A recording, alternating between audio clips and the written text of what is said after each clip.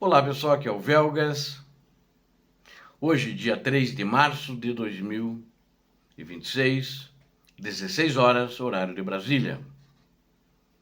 Antes de iniciar no nosso trabalho, nesse episódio de hoje sobre geopolítica, especificamente sobre a guerra na Ucrânia, o que está acontecendo, quero relembrar essa data importante que nós temos hoje e no domingo também.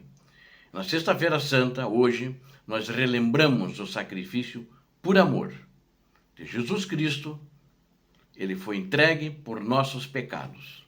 Romanos 4, 25. Já no domingo de Páscoa, celebramos a vitória da vida. Ele não está aqui, pois ressuscitou. Mateus 28, 6.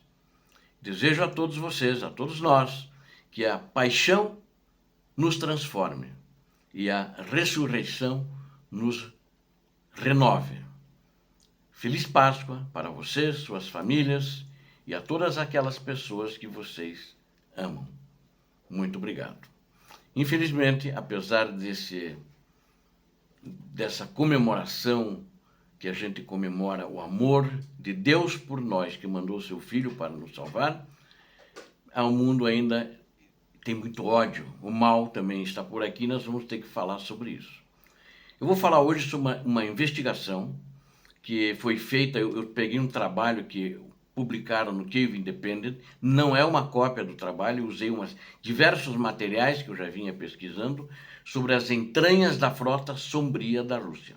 Então, sobre isso que eu vou falar, para a gente conhecer melhor essa máfia, que é a máfia do Vladimir Putin. E a Tânia Kozyreva, Tânia Kozyreva, ela é uma jornalista do Kyiv Independent e ela fez uma matéria muito longa sobre isso, né?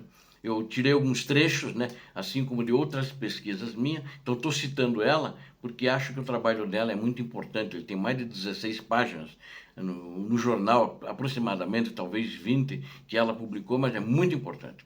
Publicou no dia 1º e aí eu li essa matéria, achei muito importante. Eu já estava preparando essa matéria para passar para vocês. Então, nesse vídeo, nós vamos revelar as entranhas da frota paralela da Rússia. Uma armada de navios fantasmas que utiliza tecnologia ocidental, criptomoedas para financiar a guerra. Descubra como marinheiros são recrutados clandestinamente e como o uso ilegal do Starlink, que eles também pirateavam, mantinha essa rede criminosa operando nos oceanos do mundo. Entenda os detalhes dessa investigação que expõe a fragilidade das sanções e a audácia do Kremlin. Inscreva-se no canal, que aqui você tem certeza está vendo a verdade, né?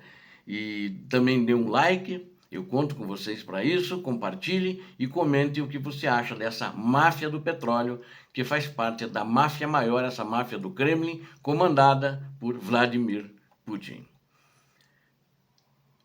Uma investigação profunda, ela foi feita, como eu falei para você, pelo Kyiv Independent e por essa jornalista Tânia Kozyreva. E acaba de lançar, na minha opinião, um dos segredos mais bem guardados do regime de Vladimir Putin. Isso prova que a máfia é única, é exército, forças de segurança, os oligarcas, todo mundo, e essa frota sombria, isso é tudo uma máfia, né? Na realidade, a Rússia é uma grande máfia. Não é uma nação normal, né? É uma grande máfia comandada pelo capo de tutti capi, que é o ditador da Rússia. A frota paralela da Rússia é uma armada clandestina usada para transportar petróleo sancionado. Não é apenas um amontoado de navios velhos e enferrujados. Trata-se de uma operação logística altamente sofisticada que utiliza tecnologia ocidental de ponta, como o sistema Starlink, para burlar a vigilância internacional. Ela usava. Aí, quando a Ucrânia fez aquela denúncia, deixou de usar também. As embarcações que compõem essa frota são verdadeiras bombas relógio flutuantes, com cascos manchados de ferrugem e propriedades ocultas por camadas de empresas de fachada. O objetivo é único e cruel: arrecadar bilhões de dólares para manter o financiamento da invasão em larga escala contra a Ucrânia e continuar fazendo seus crimes, destruindo cidades, ferindo e matando inocentes. Marinheiros ucranianos, recrutados também sem saber para quem realmente trabalhariam, revelaram como o sistema opera nas sombras da legalidade. Eles saíram depois das empresas e aí revelaram como essa máfia funciona. O recrutamento acontece de forma informal, através de mensagens no WhatsApp, Telegram ou chamadas de números internacionais desconhecidos.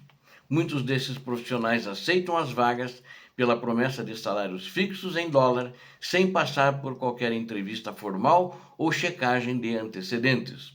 Uma vez a bordo, esses homens tornam-se peças de uma engrenagem que alimenta a destruição, inclusive do seu próprio país, para aqueles que são ucranianos. A comunicação entre esses petroleiros e seus verdadeiros proprietários em Moscou é garantida por terminar Starlinks adquiridos ilegalmente. Embora, segundo a informação, eles parecem que ainda têm alguns terminais Starlink, mas daí não estão pirateando da Ucrânia, de alguma outra fonte que pelo menos não notei que foi revelada. Embora o sistema Starlink de Elon Musk tenha sido fundamental para a defesa ucraniana, a frota de Putin encontrou formas de adquirir o equipamento através de intermediários na China e em Omã. Omã ali é no Oriente Médio. O acesso à internet via satélite permite que os capitães mantenham contato constante com armadores e coordenem transferências de carga em alto mar. Enquanto marinheiros comuns têm acesso limitado, o comando do navio utiliza a rede de forma irrestrita para coordenar manobras de evasão de sanções.